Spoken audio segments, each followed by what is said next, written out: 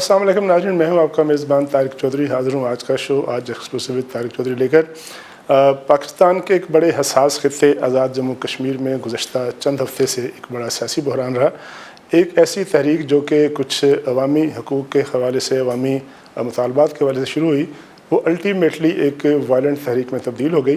अब तकरीबन 1.5-2 हफ़्ते से वो तहरीक जो है वो फौरी तौर पर ख़त्म हो गई, लेकिन उसकी बाज़ गश्त अभी तक सुनाई जा रही है। हुकूमत ने, आज़ाद कश्मीर की हुकूमत ने मुतालबा तस्लीम किए, उस हवाले से फ़ेडरल गवर्नमेंट ने भी उनकी मदद की, लेकिन कहा जाता है कि वहाँ पर आज़ाद कश्मीर पर अभी भी बज़ाहिर तो सुकून है, लेकिन अंदर अंदर कोई लावा पकड़ा है। और अगर मुतालबात जो है वो मज़ीद ना माने गए और मज़ीद मुतालबात सामने आ गए या कोई ऐसी सूरत हाल जो है वो उसको कंट्रोल करने के लिए ना हुई, तो ये मामला एक मरतबा फिर जो है वो लाइमलाइट में आ सकता है। इसकी क्या वजूहत थी? एक तहरीक जो अवामी थी, मुतालबात के लिए थी, वो अचानक एक ऐसी तहरीक में क्यों तब्दील हुई जो कि पूरे आज़ाद कश्मीर में फैल गई? मुतालबात जो थे वो वायलेंस में कैसे तब्दील हुए? और ये है कि वो जो सियासी लोग, इतने सीनियर लोग, पीपल्स पार्टी, मुस्लिम लीग नून और PTI और जो कई दफ़ा पार्लियामेंट में आए, उनके होते हुए आम लोगों ने उस तहरीक को कैसे लीड किया? बहुत से सवालात हैं लोगों के जहनों में कि पता किया जाए कि एक कितना हसास खित्ता वो अचानक कैसे एक टर्मोइल में आया, और अब टर्मोइल में आने के बाद आने वाले दिनों में उसका सलूशन क्या है। इसके अलावा आज़ाद कश्मीर की सियासत जो है वो किस रुख पे जा रही है। पाकिस्तान तहरीक इंसाफ की हुकूमत बनी तकरीबन 2.5 साल पहले, उसके बाद उसमें तब्दीलियाँ आती गईं। अब तकरीबन मिड से ऊपर जो है वो टेन्योर हो गया है। अब देखना यह है कि आगे आने वाले दिनों में आज़ाद कश्मीर की पॉलिटिक्स कहाँ जाती है। फिर जो मौजूदा प्राइम मिनिस्टर हैं चौधरी अनवारुल हक साहब, उन्होंने आते ही बेल्ट बड़ी टाइट की और उन्होंने ऐसे इकदाम किए, उसके नतीजे में सियासी लोग तो नाराज़ हुए, लेकिन अवामी तौर पर उसको बड़ा पजीराई मिली। वो कौन से इकदाम हैं जो लिए गए जिसके नतीजे में रियासती ख़जाने को बड़ा फ़ायदा हुआ? ये सारे मामला ऐसे हैं जिस पर डिस्कशन के लिए आज हमने दावत दी है मोस्ट रेलिवेंट पर्सन वज़ीर-ए-आज़म आज़ाद कश्मीर जनाब चौधरी अनवारुल हक साहब। चौधरी साहब, आप इतने सीनियर सियासी कारकुन हैं और आपके साथी भी बड़े सीनियर हैं, और आपके जो कोलिशन पार्टनर हैं वो भी बड़े सीनियर लोग हैं जिन्होंने अवाम से डील किया है, अवाम से जीत के आते हैं। ये तहरीक कैसे बनी और तहरीक बनने के बाद कैसे कंट्रोल से बाहर हुई? क्या सियासी क़ुव्वतें जो थीं वो इररिलेवेंट होकर रह गई थी, या उन्होंने कंट्रोल नहीं किया या कंट्रोल करने की कोशिश नहीं की? वजह क्या हुई इसकी? देखिए मोहतरम, ये सवाल जो है आपका है तो मुख्तसर, लेकिन इसका जवाब थोड़ा सा जामे तरीके से देना पड़ेगा। एक तो ये तहरीक लम्हों में नहीं बनी, दिनों में नहीं बनी, इसके पीछे सालों की महरूमी है। उसके बाद फिर 2019 में 5 अगस्त के बाद जो कश्मीर की सूरत हाल पर धुंध छाई, एक वैक्यूम पैदा हुआ, लोगों के ज़हनों में इज़्तिराब पैदा हुआ मसला कश्मीर के हवाले से। वो वैक्यूम भी एक ऐसा वैक्यूम था कि जिसमें नौजवानों को शदीद कन्फ्यूजन हुई मसला कश्मीर के हवाले से, वो भी एक रद्द-ए-अमल था। जो महरूमियाँ थी, जो बुनियाद थी इस तहरीक की, वो थी सस्ती बिजली और सस्ता आटा। अब 2003 में मंगला डैम दूसरी दफ़ा रेज़ किया गया। पहली दफ़ा ये 1967 में बना तो पूरा मीरपुर शहर डूब गया। लोगों ने अपने आबाद की, कब्रों की, अपने कारोबार की, अपनी घर मकान की कुर्बानियाँ दी। उसके बाद जब 2003 में इसको रेज़ किया गया तो फिर मीरपुर के मुसाफाती इलाके और कई जो हमारे गांव थे, आबाद गांव, जिनमें मैक्सिमम वो लोग थे जो ब्रिटिश कश्मीरी डायस्पोरा हैं, उनके मकानात, वो पूरी बस्तियां फिर पानी में डूब गई।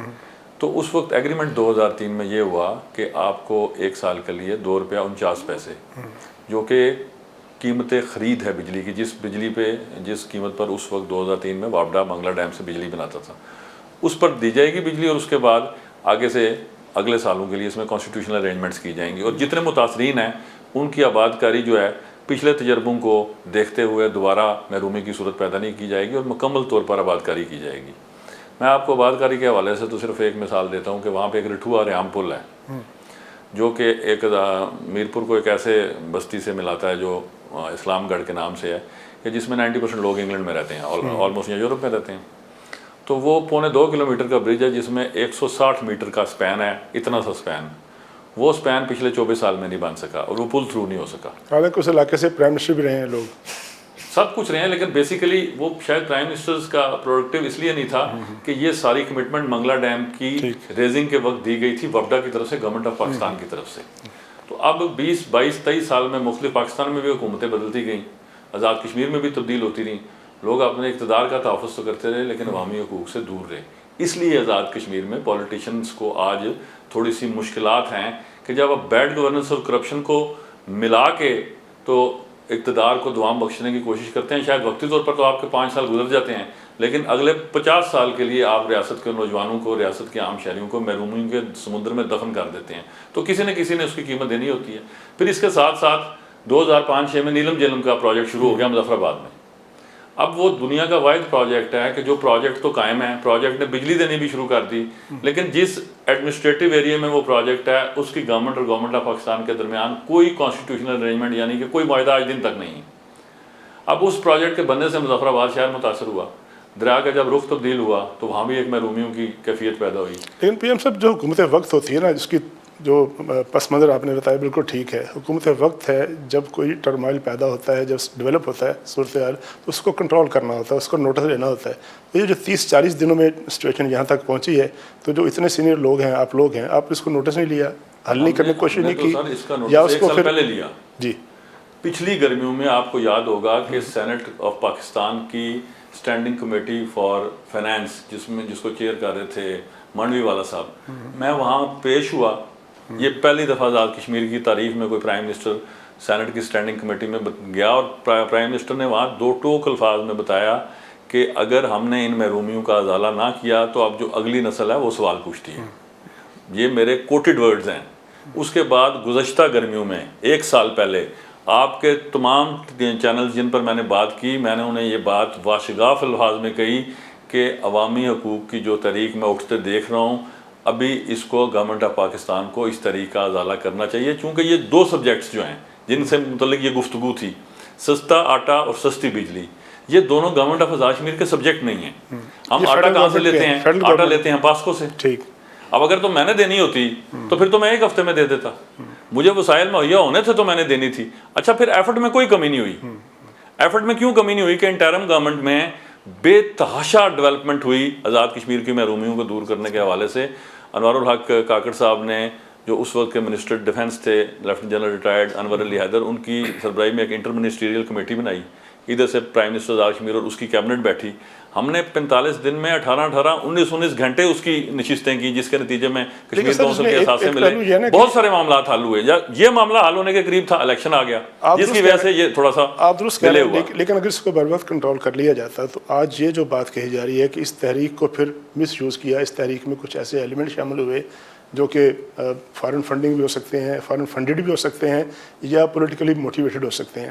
پہلے تو اس بات کی تصدیق کی جائے گا کہ ایسے کچھ شواہد ملے ہیں کہ اس میں کچھ ایسے لوگ آئے جنہوں نے پھر اس کو قتل و غارت کی طرف لے گئے، اور باہر سے اس کے اشارے ہوئے. دیکھیے، یہ باہر سے ڈانڈے ملے. جو آپ نے پہلے ہی آپ کے سوال کی آبزرویشن ہے نا کہ اگر ہم اس کو بر وقت دیکھ لیتے تو دیکھیے ہمارا مزاج جو ہے نا کہ ہم بر وقت فیصلے نہیں کرتے ہیں. جو آپ نے دوسری بات کہی کہ دیکھیے یہ ایک عوامی تحریک تھی، یہ اس کو لیڈ کر رہی تھی آزاد کشمیر میں تاجران کی عوامی ایکشن کمیٹی کر رہی تھی اس کو. اچھا، وہ سارے تربیت یافتہ سیاسی لوگ نہیں ہیں.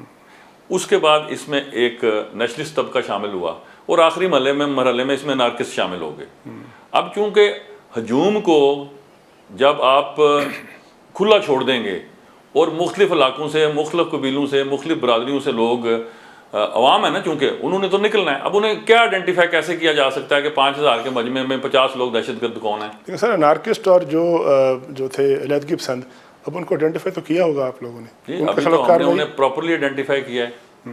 جو آزاد کشمیر میں پراپر طریقے سے جو لا انفورسڈ ہے، جو اپنے ایف آئی آرز دی ہیں ہم نے، جتنا بھی نقصان کیا گیا اسٹیٹ پراپرٹیز کا، ان کی تو باضابطہ تفتیش ہو رہی ہے، اور وہ قدرتی جو آئینی قانونی مرحلے ہیں ان کو طے کر کے اپنے آپ کو جس نے بھی اس میں جو ملوث ہیں انہوں نے کلیئر کرنا. ایسے لوگ ہیں جنہوں نے مانا ہو، تسلیم کیا ہو کہ جی کوئی باہر سے بھی فنڈ آئے. دیکھیے، یہ تو عوامی ایکشن کمیٹی کے جو لیڈر تھے انہوں نے اپنی ویڈیو پیغامات میں کہا کہ جی ہمارے ساتھ کچھ شرپسند شامل ہوئے ہیں جنہوں نے یہ گلاؤ جراؤ کی حرکت کی ہے.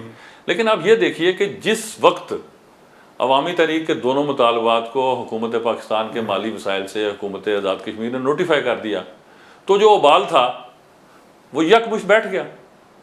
اب یہی بات اگر پہلے تسلیم کر لی جاتی، پہلے بیٹھ جاتا، شاید یہ واقعات نہ جنم لیتے. لیکن اب ایک پہلو اور بھی ہے نا کہ وہ جو ایکشن کمیٹی ہے اب سے جو مطالبات کر رکھے ہیں آپ لوگوں سے، وہ کہتے ہیں جی کہ لوگوں کو چھوڑ دیں جو گرفتار ہیں، مقدمات ختم کر دیں. یہ ان کا مطالبہ نہیں ہے. جو ایک پولیس کا اہلکار قتل ہوا ہے، شہید ہوا ہے، اس کا قتل معاف ہو جائے گا یا نہیں، ایسا ان کا مطالبہ نہیں ہے.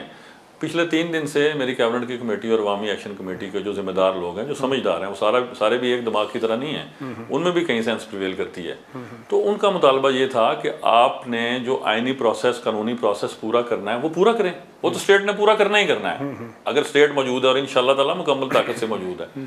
जो बेगुनाह हैं, जो तफ्तीश में बेगुनाही के मराहल तय करते हैं, उन्हें रिलीज़ कर दें। तो बड़ा जायज़ मुतालबा है। ये वो ना भी करें तो 100% बतौर प्राइम मिनिस्टर मेरी रिस्पॉन्सिबिलिटी है, मेरे इंटीरियर मिनिस्टर की रिस्पॉन्सिबिलिटी है कि जो FIR हमने दी हैं उनमें जो लोग बेगुनाह हैं वो एक तरफ होके बरी हो जाएं और जो गुनाहगार हैं वो चलान होके हवाला अदालत हो जाएं। वक्फा लेना, लेकिन वक्फे से पहले आखिरी सवाल के एक कंट्रोवर्सी ये है कि अगर रेंजर दाखिल ना होती बरारकोट के रास्ते तो शायद आखिरी दिनों में सूरत ख़राब ना होती, या आपकी तरफ से बयान भी आया कि हमने तो रेंजर को तलब नहीं किया।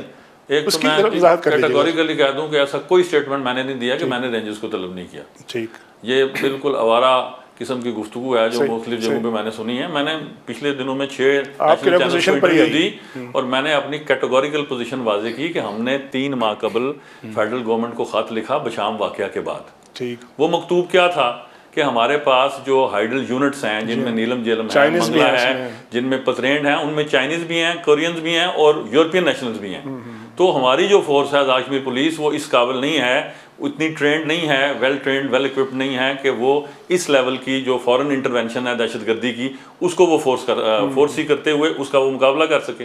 तो हमने फेडरल गवर्नमेंट से रिक्वेस्ट की कि स्ट्रेटजिक पॉइंट्स पर इनको तैनाती के लिए, स्टैटिक पोजीशंस पर, अवाम के लिए तो ये किसी दिन तलब ही नहीं की गई, इनको स्ट्रेटेजिक इंस्टॉलेशंस की हिफाजत के लिए हमें मैंने वर्ड यूज किया सेमी आर्म फोर्सेस दी जाएं। अब सेमी आर्म फोर्सेस में पहले मरहले पे आई FC, दूसरे मरहले पे आई PC और तीसरे मरहले पे रेंजर्स आ रही थी। इनका अवाम के साथ कोई ताल्लुक ही नहीं था। और यहाँ मैं एक बात और वाज़ेह करता चलूँ कि जुलूस आ रहा था बाग से मुजफ्फराबाद, जो कि आप ये देखते हैं पिंडी से मुजफ्फराबाद जाने वाली रोड है, रेंजर्स आ रही थी मानसरा से, खैबर पख्तूनख्वा से। तो रेंजर्स का तो इस जुलूस से कोई वास्ता ही नहीं था, वो अपनी रूटीन की ड्यूटी अदा करने के लिए आ रही थी। लेकिन जब ये एग्रीमेंट गवर्नमेंट ऑफ पाकिस्तान ने गवर्नमेंट ऑफ आज़ाद कश्मीर के जरिए वो पैसे दे दिए, तो हमने रावलाकोट से थोड़े आगे चमन कोट के मुकाम पे अवामी एक्शन कमेटी के लोगों को वो एग्रीमेंट दे दिया, वो नोटिफिकेशन भी दे दी। तो अगर वहां वो ये कह देते कि हमारे मुज़ाकरात कामयाब हो गए और वो विक्ट्री स्पीच करने के चक्कर में हाइप बरकरार ना रखते और मुजफ्फराबाद ना आते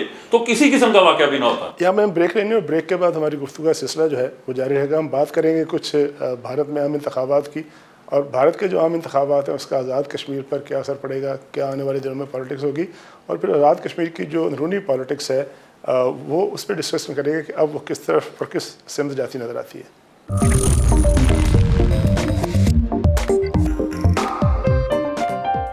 अब वेलकम पैक वक्त से पहले बातचीत हो रही थी आज़ाद कश्मीर में जो एहतजाजी लहर आई उसके हवाले से हुकूमत आज़ाद कश्मीर का मौक़िफ़ क्या है। जैसे मैंने पहले अर्ज़ किया कि कुछ इंटरनेशनल सूरत हाल पर बात करेंगे। आम इंतखाबात हो रहे हैं, आखिरी मरहला है और शायद अगले 1-2 रोज़ में आम इंडिया के जो इंतखाबात हैं उनके नताइज आना शुरू हो जाएंगे। प्राइम मिनिस्टर साहब, आप ये बताइएगा कि बड़ी हाइप क्रिएट की है मोदी जी ने, मोदी सरकार ने, और ख़ास तौर पे जो आखिरी दिनों में उन्होंने कश्मीर के हवाले से, पाकिस्तान के हवाले से बातें करते रहते हैं, और उनके जो दीगर मिनिस्टर हैं वो भी कई दफ़ा कहते हैं जी कि हम आएंगे और आके घुस जाएंगे आज़ाद कश्मीर में और उस पर कब्ज़ा कर लेंगे। इंतखाबात में मोदी अगर जीत जाते हैं तो उसके बाद आप लगते हैं कि आपको लगता है कि नया प्रेशर आएगा, मज़ीद प्रेशर आएगा पाकिस्तान पर, कश्मीर की सूरत हाल पर कुछ आप बेहतरी की तवक्को करते हैं या कुछ लगता है कि बदतर सूरत हाल होगी? देखिए, जो मोदी का फाशिज़म का फ़लसफ़ा है, हिंदुत्व का, उसके नतीजे में तो मुझे इस्लाह की सूरत हाल तो दूर दूर तक नज़र नहीं आती। चूँकि उन्होंने अपना पहला इंतखाब लड़ा मसूफ़ ने बाबरी मस्जिद पर, दूसरा इंतखाब लड़ा मकबूजा कश्मीर को हिंदुस्तान में ज़ाम करने पर, और अब उनके वज़ीर सरेआम इस तरह की लव गोई करते हैं कि जी आज़ाद कश्मीर जो है उसको हम अपने साथ मिलाएंगे। अब जहाँ तक तो आज़ाद कश्मीर के हवाले से रिकॉर्ड की तस्हीह की बात है कि एक दफ़ा उन्होंने ये जारियत करके मुंह तोड़ जवाब हासिल किया, और मैं हमेशा कहता हूँ कि वो मैं जिस ज़िले से मेरा ताल्लुक है, जहाँ से मैं इलेक्ट होकर आया हूँ, जहाज़ लेके आए थे, जहाँ पे वो जहाज़ लेके आए थे, वहाँ से हमने एक मूंछों वाली चीज़ पकड़ी थी और उसको चाय पेश करके फिर वाघा के बॉर्डर से अरसाल कर दिया उसको। तो इस बारे में तो मुझे कोई बिल्कुल वहम नहीं है कि अगर LOC पर मोदी ने किसी किस्म की भी इंटरवेंशन करने की कोशिश की तो दिल्ली से लेकर श्रीनगर तक हर जगह पर अंदर घुस के उसको मारेंगे। इसमें तो कोई दूसरी वहम नहीं और दूसरी राय नहीं है। इसके लिए तो पाकिस्तानी कश्मीरी कौम ہمہ وقت تیار ہیں۔ جو آپ نے یہ سوال کیا کہ اگر وہ جیت جاتا ہے، تو میں تو بطور سیاسی کارکن یہ دیکھ پا رہا ہوں کہ شاید اس دفعہ وہ اکثریت نہ لے پائے۔ مجھے ان کی اکثریت تو اس حوالے سے نظر آتی ہے، لیکن سنگل لارجسٹ پارٹی کے حوالے سے وہ جس طرح ان کی توقع تھی کہ 400 اس بار 400 پار، وہ لگتا ہے کہ وہ 400 پار والا جو نعرہ ہے نا، وہ میرے خیال میں تو مجھے ممکن ہے، اب وہ انتخابات کے رزلٹ پہ پتہ چلے گا، لیکن بطور سیاسی تجزیہ نگار میں یہ کہہ سکتا ہوں کہ وہ 400 پار والی صورتحال مجھے نظر نہیں آ رہی۔ تو اس کا مطلب کیا ہے کہ جو وہ ڈیولپمنٹ کا یا جو فاشزم کا جو بھی اس کا فلسفہ ہے، وہ ہندوستان کی اشرافیہ نے، انٹیلیجنس نے، جو جتنے بھی ان کے پڑھے لکھے طبقات ہیں، انہوں نے وہ سارا فاشزم کا جو فلسفہ ہے اس کو مسترد کر دیا۔ جب وہ 33 کروڑ ہندوستان کے بسنے والے شہریوں کو جو کہ مسلمان ہیں، وہ کہتا ہے یہ سارے انفارمرز ہیں، ان کو مانتے نہیں ہیں، تو وہ جب وہ ان کو مانتے ہی نہیں ہے تو وہ ہندوستان کی بنیادی طور پر بیسک فیبرک کو تو مکمل برباد کر چکا ہے۔ تو اب دیکھنا یہ ہے کہ آنے والے سالوں میں وہ کیا کرتا ہے، لیکن اس نے تو جو کرنا ہے وہ تو اس کی ذمہ داری ہے۔ ہماری قومی ذمہ داری کیا ہے کہ ہمیں دشمن کے عزائم سے باخبر رہنا ہے، اس کے مطابق اپنے اندر ملی اور قومی یکجہتی کو فروغ دینا ہے، اور پھر ایسی صورتحال تعمیر و ترقی کے حوالے سے آزاد کشمیر میں اس کو رواں رکھنا ہے کہ آزاد کشمیر کو دیکھتے ہوئے مقبوضہ کشمیر کے شہریوں کی امید بھی جو ہے وہ پوری طرح سے زندہ رہے۔ اچھا پریم صاحب، لیکن ایک بحث ہمارے ہاں بھی ہوتی رہتی ہے اکثر، کبھی کہتے ہیں جی کہ جو آزاد کشمیر ہے اس کو صوبہ بنا دیا جائے پاکستان کا، کبھی کہتے ہیں پنجاب میں ضم کر دیا جائے، کبھی کہتے ہیں کے پی کے سا بن جائے، کبھی ہوتا ہے جی کہ جی بی اور آزاد کشمیر کو بنا کر کوئی ایک یونٹ بن جائے۔ شناخت جو ہے اس کے حوالے سے آوازیں اٹھتی ہیں پھر کشمیر سے کہ جی ہم تو ہماری اپنی اینٹی ہے۔ یہ جو مختلف فارمولے ہیں، ان میں سے ایکسیپٹیبل ہے کوئی فارمولہ آپ کو کشمیر کے رہنے والوں کو، یا پھر یہ ہے کہ محض یہ درفتنیاں ہیں، کوئی چھوڑتا ہے اور چھوڑ کے بے چینی پیدا کرتا ہے؟ یہ درفتنیاں جب چھوڑی جاتی ہیں نا، تو میں بڑے افسوس سے مجھے یہ کہنا پڑتا ہے کہ یہ ایک ایسا نفرت انگیز ماحول پیدا کرتی ہیں کہ جس کو درست کرنے میں پھر ہمیں کئی سال لگتے ہیں۔ میں نے اسی لیے اشارتاً آپ کو کہا تھا کہ 5 اگست 2019 کے بعد ایک گفتگو قومی سطح پر کی گئی کہ شاید کشمیر کے بارے میں کچھ سودہ بازی کر لی گئی ہے، تو پھر یہ کریڈٹ تو موجودہ آرمی چیف کو دینا پڑے گا نا، کوئی اس کے علاوہ کوئی الفاظ نہیں ہے کہ انہوں نے آرمی چیف بنتے ساتھ ہی جب وہ ملٹری اکیڈمی کا کول میں تشریف لے گئے تو انہوں نے یہ پچھلی جتنی دھن تھی مسئلہ کشمیر پر، وہ اپنے ایک بیان سے وہ ساری کی ساری زائل کر دی، اور یہ کہا گیا مسلح افواج سربراہ کی حیثیت سے، انہوں نے برملا کہا کہ جی کشمیر پر وہی پالیسی کنٹینیو کرے گی جو پاکستان کی اسٹیٹ پالیسی ہے، اور وہ کیا ہے کہ کل کی بنیاد پر، جز کی بنیاد پر نہیں، ٹکڑے ٹکڑے نہیں، دونوں اطراف کے جو کشمیر ہیں، کل سر کل کی بنیاد پر princely states of Jammu and Kashmir کے لوگوں نے اقوام متحدہ کی قراردادوں کے تابع حق خود ارادیت کو استعمال کرنا اور یہ فیصلہ کرنا ہے کہ انہوں نے ہندوستان سے لاحق کرنا یا پاکستان سے۔ اب ہم وہ لوگ ہیں، وہ مکتبہ فکر ہیں جو بائی فیتھ پاکستانی ہیں۔ ہم نے فیصلہ کیا 19 جولائی 1947 کو، آپ دوستوں نے فیصلہ کیا 14 اگست کو۔ آپ پاکستان کا 76واں یوم آزادی مناتے ہیں، میں پاکستان کا 17واں یوم آزادی مناتا ہوں۔ آپ بائی برتھ پاکستانی ہیں، میں بائی فیتھ پاکستانی ہوں۔ لیکن جب یہ سوال کیا جائے کہ جی اس کا صوبہ نہ بنا دیا جائے، اس کو ضم نہ کر دیا جائے، تو یہ وہ خوفزدہ لوگ ہیں جو شاید حقیقت سے آنکھیں چراتے ہیں، کنفیوژن پیدا کرتے ہیں، اور اس کی قیمت کسی بھی وزیر اعظم آزاد کشمیر کو، چاہے وہ میں ہوں یا کوئی اور ہو، اسے دینی پڑتی ہے۔ پریم صاحب، 1.5 سال بعد 2 سال بعد آزاد کشمیر کے الیکشن ہونے ہیں۔ پاکستان میں ایک بحث ہوتی ہے کہ جس کی حکومت ہوتی ہے مرکز میں، وہ آزاد کشمیر میں یا جی بی میں جیت جاتا ہے۔ تجویز پہ بحث بھی ہوئی، بات چیت ہوتی رہتی ہے کہ آزاد کشمیر کے اور جی بی کے اور پاکستان کے انتخابات اکٹھے ہوں۔ یہ ممکن ہے کہ اگلا الیکشن جو ہے وہ اس کو اس طرح ڈیزائن کیا جائے کہ سارے الیکشن اکٹھے ہو جائیں تاکہ یہ شکایت ختم ہو جائے؟ دیکھیے یہ ایک مفروضہ ہے، اور یہ اس لیے مفروضہ، اگر آپ ماضی کو پڑھ لیں، ماضی قریب کو، تو یہ مفروضہ بالکل غلط ثابت ہوگا۔ پاکستان میں مشرف صاحب کا مارشل لا رہا، اس کے بعد بی بی صاحبہ کی شہید کی گورنمنٹ رہی، پھر میاں نواز شریف صاحب کی رہی۔ آزاد کشمیر میں بیرسٹر سلطان محمود صاحب نے 5 سال پورے کیے، 9000 جو ابھی موجودہ صدر گرامی ہیں، 96 سے لے کر 2001 تک، پھر 2001 سے لے کر 2005 تک پھر مشرف صاحب آگے، وہاں اسکندر یاد صاحب نے وقت پورا کیا۔ آزاد کشمیر میں تو ایک لمحے کے لیے بھی جمہوریت ڈی ٹریک نہیں ہوئی، تو پھر یہ تو نہیں ہو سکتا کہ جو پاکستان کی حکومت ہے آزاد کشمیر میں تو مارشل لا لگا نہیں۔ یہ فیزیبل نہیں ہے کہ 7 الیکشن ہوئے، اور نہیں، اگر ہوں تو ضرور ہوں، لیکن ہمارا مسئلہ یہ ہے کہ جب ہمارے 5 سال پورے ہو جاتے ہیں تو پاکستان میں کسی حکومت کا مڈ ٹرم ہوتا ہے یا کوئی خاتمے کے قریب ہوتی ہے، کیونکہ یہاں تو روایت جو ایسی ہے کہ 5 سال پورے کرنے کو کوئی تصور ابھی کوئی پروان زیادہ چڑھا نہیں ہے، تو حکومتیں تبدیل ہوتی رہتی ہیں، لیکن ہمارے آزاد کشمیر میں اسمبلی اپنی مدت پوری کرتی ہے، اور اگر حکومتیں تبدیل بھی ہوتی ہیں تو آئینی طریقے سے ہوتی ہیں۔ اچھا، جو اس وقت صورتحال ہے آپ کی حکومت کے بارے میں، 13 مہینے ہو گئے آپ کو، اکثر آتا ہے کہ صبح گئی، دوپہر گئی، شام گئی، کچھ لوگ کہتے ہیں جی کہ 6-7 جو ہیں فارورڈ بلاک کے لوگ ہیں وہ آپ کے سپورٹر ہیں، اگر وہ نہیں ہوں گے تو آپ جو ہے آپ کی حکومت ختم ہو جائے گی، تو خطرہ ہے کہ آپ کی حکومت اگلے چند دنوں میں یا اگلے مہینوں میں آنے والے میں کوئی فارغ ہو جائے اور نئی چینج آف فیس ہو جائے؟ دیکھیے طارق بھائی، میں بنا تھا 20 اپریل 2023 کو، ابھی مجھے 13 ماہ ہو گئے ہیں، تو 13 ماہ میں تقریباً 3365 مرتبہ پر ڈے، تو پھر اس کو آپ ملٹیپلائی کر لیں، اتنی عدم اعتماد کی جو مفروضے ہیں، لیکن وہ تحریک آئی نہیں، زبانی کلامی ہے یہ سر۔ میرا ایمان کیا ہے کہ اقتدار خالصتاً اللہ پاک کی امانت ہے، بندے جو ایم ایل ایز ہیں وہ اسباب ہیں، مسبب الاسباب کون ہے؟ مالک الملک۔ جب تک اس نے میرے قلم میں اختیار رکھا، مجھے اللہ پاک کی مخلوق کی بھلائی کے لیے وہ اختیار استعمال کرنا ہے، کسی کا باپ بھی نہیں روک سکتا۔ اور جس دن مدے پورے ہو جائیں گے، ایم ایل ایز میرے مخالف، میں نے تو اسمبلی میں بھی کئی دفعہ کہا ہے، اب تو دہرا کے بھی تھک گیا ہوں کہ جب کوئی بندہ میرا کوئی دوست کلیگ 27 بندے پورے کر لے گا، اسے مجھے فون کال کرنی ہے کہ جی ہم 27 بندے آپ کے مخالف یہاں بیٹھ کے کھانا کھا رہے ہیں، میرا استعفیٰ پہنچ جائے گا پریزیڈنٹ کو۔ اچھا، ایک ذرا بریک سے پہلے ذرا مختصر جواب دیجیے گا، مطالبہ کیا ہے فاروق حیدر صاحب نے بھی کہا ہے کہ جلدی انتخابات کر لیں آزاد کشمیر کے، جو پچھلا ٹینیور تھا، پچھلا جو مینڈیٹ تھا ان کے بقول کہ وہ پریشر تھا اور وہ دھاندلی ہو گئی، تو وہ مینڈیٹ جینوئن نہیں تھا، تو آپ حمایت کریں گے کہ اگر اس وقت الیکشن ہو جائے 6 مہینے بعد، 7 مہینے بعد؟ دیکھیے وہ بڑے معصوم سابق وزیر اعظم ہیں، اچھا، وہ جس حکومت کا وہ حصہ نہ ہونا، نہ وہ اس دنیا کو مانتے ہیں، نہ اسمبلی کو، نہ وہ اس نظام کو مانتے ہیں، تو شاید اس کا یہ ترجمہ بھی لیا جا سکتا ہے کہ انہیں یہ یقین نہیں ہے کہ میاں نواز شریف صاحب یا میاں شہباز شریف جو مسلم لیگ نون کی حکومت ہے وہ مرکز میں زیادہ دے دے گی، تو وہ اس کے ہوتے ہوئے الیکشن کرانا چاہتے ہیں۔ مجھے تو ویسے مرکزی حکومت بھی کہیں جاتے نظر نہیں آ رہی، لیکن یہ معصوم سی خواہشات ہیں، ہزاروں خواہشیں ایسی کہ ہر خواہش پہ دم نکلے۔ آپ کا سیاسی فیوچر کیا ہے؟ مسلم لیگ نون میں جائیں گے، پیپلز پارٹی میں جائیں گے، پی ٹی آئی میں رہیں گے، یا آزاد حیثیت میں رہنا پسند کریں گے؟ دیکھیے گزارش یہ ہے کہ پولیٹیکل ورک کرنے ہر جب میں پالیٹکس کرنی ہوتی نے ہے۔ پرائم منسٹر جب میں بنا تو ہم 23 دوستوں نے پی ٹی آئی کو چھوڑ کے فارورڈ بلاک بنایا، ٹھیک۔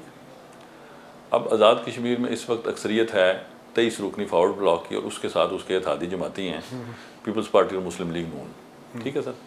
اور پاکستان میں بھی، آزاد کشمیر میں بھی، اور جمہوریت کا بھی یہ فلسفہ ہے کہ جہاں جس جماعت کی یا جس گروپ کی اکثریت ہے اس کا پارلیمانی لیڈر ہوگا، باقی اس کے اتحادی ہوں گے۔ اب یہ فیصلہ ایک فرد واحد نے کرنا نہیں ہے کہ مستقبل میں عام جب الیکشن ہوگی اس کی بات کر رہا ہوں، میں وہی عرض کر رہا ہوں نا کہ یہ الیکشن ہمارے ہونے ہیں تقریباً 2.25 سال بعد۔ جی جی جی۔ اچھا 2.25 سال بعد پاکستان کے کیا حالات بنتے ہیں؟ آزاد کشمیر میں ہماری پولیٹیکل روم اینڈ سپیس کیسے بنتی ہے، کیسے رہتی ہے؟ پھر ہم سب دوست جو اکٹھے جنہوں نے ایک کشتی میں اکٹھے فیصلہ کریں گے، مل کے فیصلہ کریں گے، ہم اپنے کلیکٹیو وزڈم کے تحت کیا فیصلہ کرتے ہیں؟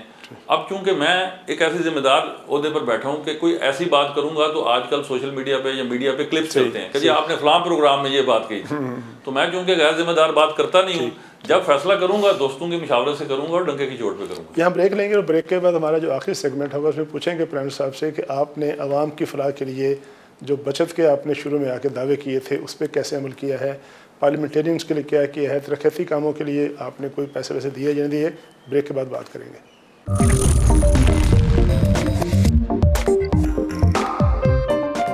Welcome back. بات چیت ہو رہی تھی پرائم منسٹر آزاد کشمیر چودھری انور الحق صاحب سے۔ چودھری صاحب، ایک بڑی کنٹروورسی پیدا ہوئی پاکستان میں 2-3 دن پہلے، جو بڑا مشہور زمانہ کیس ہے، ایک بچہ جس کو جو لاپتہ تھا پہلے، بعد میں باغ سے جو ہے وہ پھر برآمد ہوا پولیس کی کسٹڈی سے، اس کے بارے میں اٹارنی جنرل آف پاکستان نے ایک بیان دیا۔ اس بیان کی تشریح کی جا رہی ہے کہ انہوں نے آزاد کشمیر کو فارن ٹیریٹری قرار دے دیا۔ اس کی آئینی حیثیت کیا، اور اس پر بڑی تنقید ہو رہی ہے کہ حکومت پاکستان نے اپنا شاید موقع بدل لیا، اس کی ذرا بتائیے گا ہمارے ناظرین کو۔ بات نہیں ہے، دیکھیے جو آئینی گفتگو ہے نا، ہمارا المیہ یہ ہے کہ جب ہم اس پہ بھی وی لاگ کرتے ہیں نا تو وہ اپنے ذہن کی ساری پراگندہ یا آلودہ سوچیں وہاں بیان کر دیتے ہیں، جبکہ جو چیز کتاب میں لکھی ہوئی ہے اسے کھول اور پڑھ لو۔ پاکستان کے آئین کی آرٹیکل 257 کو میں پڑھ دیتا ہوں۔ When the people of state of Jammu and Kashmir decide to accede to Pakistan, the relationship between Pakistan and that state shall be determined in accordance with the wishes of the people of that state۔ یہ تو ہو گیا پاکستان کا معاملہ۔ اب جو آزاد کشمیر کا آئین ہے وہ بالکل کریڈٹ ہی دیتا ہے۔ آزاد کشمیر میں آئین میں آرٹیکل 19 ہے جی، extent of executive authority of the government, ٹھیک ہے جی۔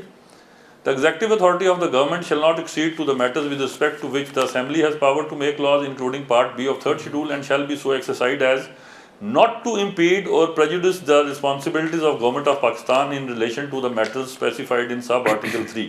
सब आर्टिकल 3 क्या कहता है सर कि हुकूमत पाकिस्तान की क्या जिम्मेदारी हैं, ये उसका स्केड्यूल लगा हुआ है। मैं पहली 4 जिम्मेदारियां पढ़ देता हूँ तो आपको क्लैरिटी हो जाएगी, कौम को भी क्लैरिटी हो जाएगी कि टेरिटरी वाला मामला not an alien territory. The responsibilities of the government of Pakistan under the UNCIP resolutions, ठीक, जिसके तहत आज़ाद कश्मीर की हुकूमत एक लोकल अथॉरिटी है जिसकी निगरानी हुकूमत पाकिस्तान के पास, ठीक है जी। दूसरा, डिफेंस एंड सिक्योरिटी ऑफ आज़ाद जम्मू कश्मीर। अगर ये फॉरेन टेरिटरी है तो फिर आप फॉरेन टेरिटरी की डिफेंस एंड सिक्योरिटी के जिम्मेदार कैसे हैं, या एलियन टेरिटरी के कैसे हैं? ये जजमेंट्स हैं जिनमें कॉन्स्टिट्यूशन की तशरीह की गई है। आप समझते हैं कि AG साहब ने गलत बात की है या उसकी तशरीह गलत की गई है? नहीं, इसकी तशरीह गलत की गई है। तीसरा क्या है, द करंट कॉइन और the issue of bills, notes और other paper currency. Azad Kashmir में कौन सी करेंसी चलती है? करेंसी पाकिस्तान की चलती है, शनाख्ती कार्ड पाकिस्तान का है, पासपोर्ट पाकिस्तान का है। Number 4, the external affairs of Azad Jammu and Kashmir including foreign trade and foreign add. और आगे ये स्केड्यूल चलता जा रहा है और ये क्लोज हो रहा है जाके 32 मैटर्स हैं, ठीक। तो इस पे भी कल मैं एक बड़े जिम्मेदार साफ़ी हैं, मैं उनका नाम नहीं लेता, तो वो फरमा रहे थे कि जी ये देखिए ये जो है वो सारा जो कश्मीर पे मौक़िफ़ है वो ही बदल गया। अब हम सारे दोस्त करते हैं, उसका इंडिया में चैनल्स ने उठाया उस बात को, एग्जैक्टली उसके इंडियन चैनल्स ने उसको प्रोवोक किया। जब आप गैर जिम्मेदारी की बात करेंगे तो दुश्मन को मौका मिलता है। अच्छा, ये जिन शायर साहब का मसला है ना सर, एक मैं ये भी नुक्ता वज़ाहत कर दूँ कि ये बाग से रहने वाले हैं, बाग से इनका ताल्लुक है, ठीक। अब ये जब 13 तारीख का वाक़या हुआ तो इनकी वीडियो सोशल मीडिया पे वायरल हैं जी। उन्होंने कहा कि मशीन गनें लगी हुई हैं और इन्होंने ये फरमाया जिसके ऊपर ये अंदर हुए हैं और हमारे एग्जैक्ट जो क्रिमिनल प्रोसीजर कोड की दफात हैं वो इन्होंने फेस करनी है। इन्होंने फरमाया कि मुजफ्फराबाद पर कब्जा हो चुका है जी। अब ये इनको बताना है कोर्ट में 13-14 लाशों कौन सा कब्जा हो चुका है। फिर उन्होंने 17 से शुरू करके शफकत फरमाई और उन्होंने कहा जी कि 14 शहीद हो गए हैं, ठीक, जबकि 3 जो शहरी हैं उनकी जानों का नुकसान हुआ। तो ये सारी गुफ्तगू जो इंतहाई जहरीली थी, जिस गुफ्तगू को सुन के मुजफ्फराबाद में खाना जंगी का माहौल पैदा हो सकता था, थोड़ा सा हुआ भी, तो ये सारी गुफ्तगू जो है ये कहीं अकाउंटेबल है ना। लेकिन आप यकीन दहानी कराते हैं लोगों को कि जो कुछ होगा कानून के मुताबिक होगा। सर देखें, हमारे पास बंदा गिरफ्तार हुआ, मैं तो सियासी कारकुन हूँ ना, मैं इसलिए कहता हूँ कि मैं कोई हादसा नहीं हूँ, तरबियत याफ्ता सियासी कारकुन हूँ। जिस वक्त मेरा बंदा मेरे पास आया, मेरे थाने में गिरफ्तार हुआ, 24 घंटे के अंदर मजिस्ट्रेट के सामने पेश हो गया, से मुलाकात भी हो गई। आज वो ओपन है, मौजूद है, जहाँ जिसको मिलना है उसको वकुला को मिलना है। आज़ाद कश्मीर में ये माहौल नहीं है। आज़ाद कश्मीर में जो कानून है उसकी मंशा के ऐन मुताबिक अदालतें ज़मानत देती हैं, ले लें, अदालतें सजा देती हैं, दे दें। अब जरा बात कर लें आपकी कुछ स्टेप्स की। एक तो आपने प्रोटेक्शन एक बिल पास किया जिसके तहत जो मार्जिनलाइज कुछ कम्युनिटीज़ हैं, बूढ़े हैं, ट्रांसजेंडर्स हैं, उनके लिए कोई फंड आपने मुख्तस किए हैं, वो उसकी तफसील बताइएगा। देखिए, एक तो ये है कि जिस दिन मैं बना था तो आज़ाद कश्मीर तकरीबन 12 से 15 अरब के सिर्फ CNW रोड सेक्टर में जो मेच्योर लायबिलिटीज थी उसका मकरूज था, और कुल मिला के तो तकरीबन हम 28 अरब के मकरूज थे आटे में और इसमें। बिजली की मैं बात नहीं करता जी, क्योंकि अभी टैरिफ हमारा तय नहीं था। तो आज अल्हम्दुलिल्लाह 1 साल में मैंने जो मेच्योर लायबिलिटीज़ हैं, जो पिछली हुकूमतों का कर्जा था 15 साल से, वो मैंने ज़ीरो कर दिया। अच्छा, 1 साल में जो गवर्नेंस में इस्लाह की, उसके नतीजे में जो मैंने सेविंग्स की, उससे मैंने 10 अरब का एक इंडोमेंट फंड बनाया जो बन गया, पैसे शिफ्ट हो गए। उसमें ट्रांसजेंडर्स, उसमें डाइवोर्सेस, उसमें विडोज़, उसमें स्पेशल पीपल जो बच्चे हैं या बुजुर्ग हैं ज़हनी जिस्मानी, उसमें उनके लिए वजीफे आपने मुकर्रर किए। उसके बाद उसके ऑर्फन्स और फिर एल्डरली पीपल, इन सब को किसी लाइन में खड़ा हुए बगैर एक प्रोसेस के तहत आइडेंटिफाई करते हुए, और गलत आइडेंटिफिकेशन की सज़ा, चाहे वो वज़ीर आज़म कर रहा है, वज़ीर कर रहा है या कोई ब्यूरोक्रेट कर रहा है, जो भी कर रहा है, उसकी सज़ा है 6 माह से 3 साल कैद है, ठीक। तो उनको हमने एक ऐसा मैकेनिज्म डेवलप किया है कि उनके घरों में 15 से 20 हज़ार रुपया माहवार मिल जाया करेगा। फिर हमने एक दूसरा एंडोमेंट फंड बनाया, अभी चंद दिनों में वो आवाम के सामने आ जाएगा। उस एंडोमेंट फंड के ज़रिए हम आज़ाद कश्मीर के तमाम बच्चे, जो यूथ है हमारी बच्चियाँ और बच्चे, उनको 1 गो में 1 अरब रुपया, उसके कर्जे 5 अरब से वो एंडोमेंट फंड बनाया, उसके प्रॉफिट से हम 1 अरब के कर्जे उनको ऑफर कर देंगे 1 गो में। जिसके पास कोई टेक्निकल स्किल है, कोई भी काम करना चाहता है, आए, उसकी दरखास्त मुस्तरद नहीं होगी। तीसरा, 1 अरब से हमने एक और एंडोमेंट फंड बनाया जो कि हायर एजुकेशन कमीशन से जो हमारे प्रोफेशनल बच्चे हैं, जो ब्रेन ड्रेन हमारी हो रही है, उसको रोकने के लिए کہ جو ہمارے پی ایچ ڈی اسکالرس بننا چاہ رہے ہیں, پوسٹ گریجویشن کرنا چاہ رہے ہیں میڈیکل کی فیلڈ میں, ڈینٹسٹری کی فیلڈ میں یا کسی بھی فیلڈ میں, ان کو کمپلیٹ اسپانسرشپ دے گی گورنمنٹ آف آزاد کشمیر. لیکن سر پھر آپ نے ارکان پارلیمنٹ کی اسکیمیں روکی ہوں گی, کہیں سے بچت کی ہوگی کوئی؟ اچھا, اب بچت مزے کی بات یہ ہے کہ اراکین پارلیمنٹ کی ایک اسکیم نہیں روکی. میں نے اپنی اون ریسیٹس میں تقریباً 17 سے 20 ارب کا اضافہ کیا ہے. اب یہ سوال بھی آپ کے ذہن میں آئے گا کہ آپ نے ٹیکس لگائے ہوں گے. میں نے 1 روپے کا ٹیکس بھی نہیں لگایا.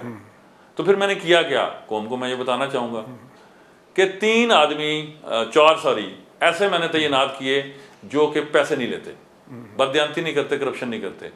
ایک وزیر اعظم خود, اس کی گواہی آپ لوگوں سے دے سکتے ہیں, میں اپنے آپ کو تو کریکٹر سرٹیفکیٹ اپنا پیش نہیں کر سکتا. دوسرا minister for inland revenue, وہ بھی میں خود.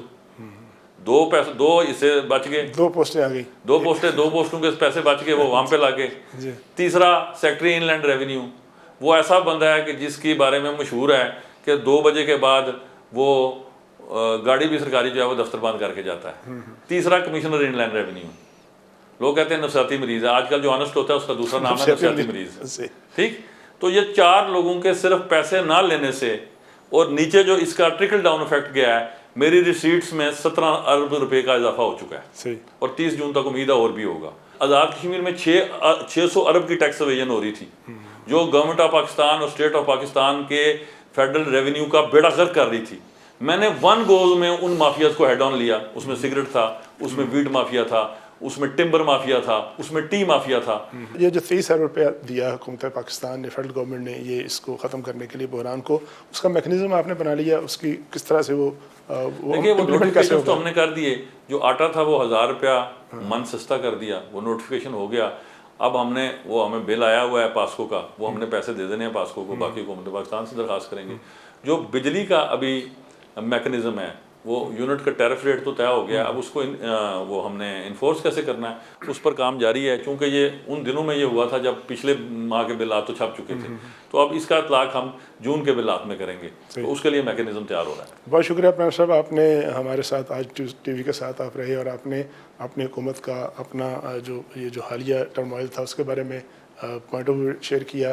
فیوچر میں آپ کی کیا سوچ ہے اپنے خطے کے بارے میں, اپنی ریاست کے بارے میں, اس کے بارے میں بات چیت کی. ناظرین, یہ تھا آج کا شو, آج ایکسکلوسیو طارق چودھری. اپنے میزبان طارق چودھری کو اجازت دیجیے. اللہ حافظ.